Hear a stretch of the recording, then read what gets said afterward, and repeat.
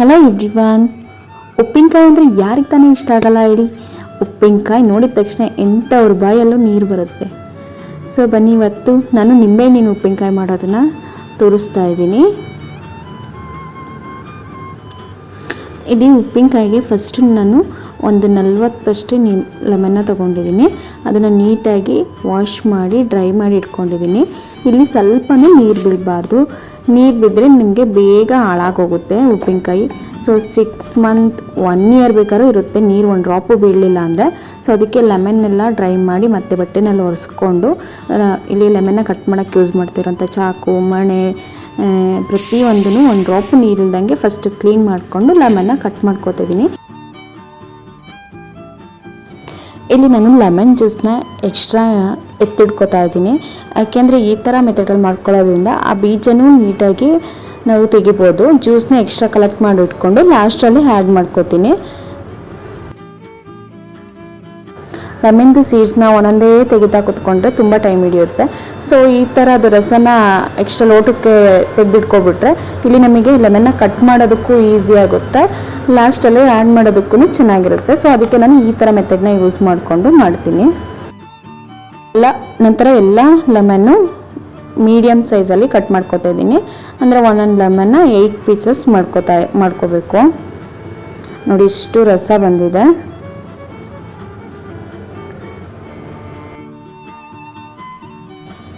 ಇಷ್ಟು ಸೀಡ್ಸ್ ಇದೆ. ಇದನ್ನೆಲ್ಲ ಅದರೊಳಗಡೆ ಹಾಕಿದರೆ ಉಪ್ಪಿನಕಾಯಿ ನಿಜ ಚೆನ್ನಾಗಿರಲ್ಲ. ಸೊ ಅದಕ್ಕೆ ನಾನು ಈ ಥರ ಮಾಡ್ಕೊಂಡಿದ್ದೀನಿ.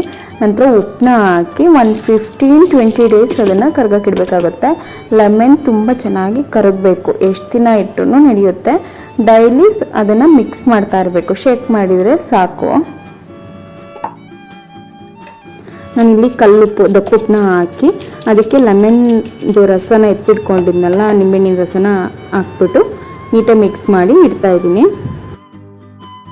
ಇವಾಗ ನಾನು ಒಂದು 10 ಡೇಸ್ ಆಗಿದೆ. ಇದು ಫಾರಮ್ ಲೆಮನ್. ಸೊ ಅದಕ್ಕೆ 10 ಡೇಸ್ಗೆಲ್ಲ ಚೆನ್ನಾಗಿ ಕರಗಿತ್ತು. ನಾಟಿ ಆದರೆ 15-20 ಡೇಸ್ ಬೇಕಾಗುತ್ತೆ. ಇವಾಗ ನಾನು ಇದು ಉಪ್ಪಿನಕಾಯಿಗೆ ಮಸಾಲೆನ ರೆಡಿ ಮಾಡ್ಕೋತಾ ಇದ್ದೀನಿ. ಉಪ್ಪಿನಕಾಯಿಗೆ ಪೌಡ್ರ್ ಮಾಡ್ಕೊಳ್ಳೋದಕ್ಕೆ ಸಾಸಿವೆ, ಮೆಣಸು, ಜೀರಿಗೆ, ಮೆಂತೆ ಮತ್ತು ಬ್ಯಾಡಗೆ ಮೆಣಸಿನ್ಕಾಯಿ.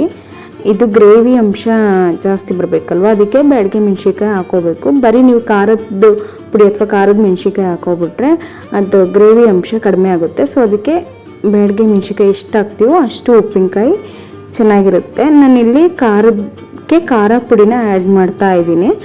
ನೀವು ಬೇಕಾದ್ರೆ ಖಾರದ್ದು ಒಣಮೆಣ್ಸಿನ್ಕಾಯಿನ ಇಲ್ಲಿ ಆ್ಯಡ್ ಮಾಡಿಕೊಂಡು ಪೌಡ್ರ್ ಮಾಡ್ಕೋಬೋದು. ನಾನಿಲ್ಲಿ ಕಟ್ ಮಾಡಿಟ್ಟು ಒಂದು 10-12 ಡೇಸ್ ಆಗಿದೆ. ನೋಡಿ ಎಷ್ಟು ಚೆನ್ನಾಗಿ ಕರಗಿದೆ. ಸೊ ಈ ಥರ ಕರಗಿದ ಮೇಲೆ ನಾವು ಖಾರನ ಆ್ಯಡ್ ಮಾಡಬೇಕು. ಇವಾಗ ನಾನು ಫ್ರೈ ಮಾಡಿಟ್ಕೊಂಡಿರೋ ಅಂಥದ್ದನ್ನೆಲ್ಲ ನೀಟಾಗಿ ಪೌಡ್ರ್ ಮಾಡ್ಕೋತೀನಿ. ಉಪ್ಪಿನಕಾಯಿನ ಆದಷ್ಟು ಈ ಥರ ಪಿಂಗಾಣಿ ಬಾಕ್ಸಲ್ಲಿ ಹಾಕಿಟ್ರೆ ಒಳ್ಳೆಯದು. ನಾನಿಲ್ಲಿ ಆಲ್ರೆಡಿ ಇದರಲ್ಲಿ ಮಾವಿನಕಾಯಿ ಉಪ್ಪಿನಕಾಯಿನ ಹಾಕಿಟ್ಟಿದ್ದೀನಿ. ಸೊ ನೆಕ್ಸ್ಟು ಇದೆಲ್ಲ ಇದು ಜಾಸ್ತಿ ಇರೋದ್ರಿಂದ ಪ್ಲಾಸ್ಟಿಕ್ ಬಾಕ್ಸಿಗೆ ಹಾಕಿಟ್ಟಿದ್ದೀನಿ. ನಂತರ ನಾನು ಪಿಂಗಾಣಿ ಬಾಕ್ಸಿಗೆ ಹಾಕಿ ಇಡ್ತೀನಿ. ಇವಾಗ ಹುರಿದಿಟ್ಟಿರೋಂಥ ಮಸಾಲೆ ಪೌಡ್ರದು ಫ್ರೈ ಎಲ್ಲನೂ ಚೆನ್ನಾಗಿ ಪೌಡ್ರ್ ಮಾಡ್ಕೊತಿದ್ದೀನಿ.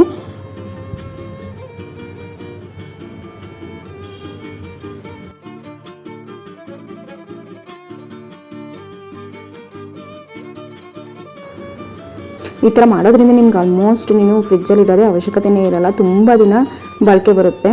ಒಂದು 6 ಮಂತ್ 1 ಇಯರ್ ಆದರೂ ಏನೂ ಆಗೋಲ್ಲ.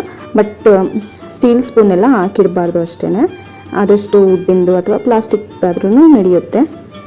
ನಾನಿಲ್ಲಿ ಪೌಡ್ರ್ ಮಾಡಿಟ್ಟಿರೋಂಥ ಮಸಾಲೆನೆಲ್ಲ ಹಾಕ್ಕೊಂಡು ನೀಟಾಗಿ ಮಿಕ್ಸ್ ಮಾಡ್ಕೋಬೇಕು. ನಾನಿಲ್ಲಿ ಆಲ್ರೆಡಿ ನಿಂಬೆಹಣ್ಣಿನ ರಸ ಹಾಕಿರೋದ್ರಿಂದ ಚೆನ್ನಾಗಿ ನೀರು ಬಿಟ್ಕೊಂಡಿದೆ.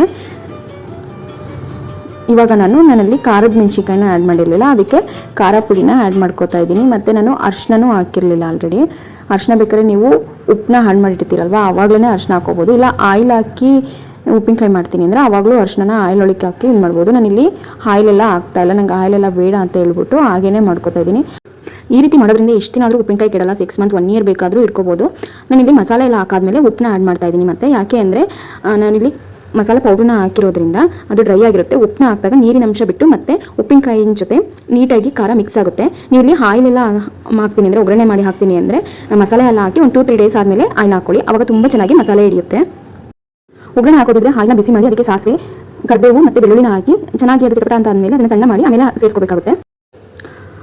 ಉಪ್ಪಿನಕಾಯಿನ ನೋಡಿ ಎಷ್ಟು ಚೆನ್ನಾಗಿದೆ ಅಲ್ಲ, ನೋಡಿದ್ರೇ ತಿನ್ಬೇಕು ಅನಿಸ್ತಿದೆಯಲ್ಲ. ನಿಮಗೂ ಈ ರೆಸಿಪಿ ಇಷ್ಟ ಆಗಿದ್ರೆ ಲೈಕ್ ಮಾಡಿ, ಸಬ್ಸ್ಕ್ರೈಬ್ ಮಾಡೋದನ್ನು ಮರಿಬೇಡಿ. Thank you for the watching.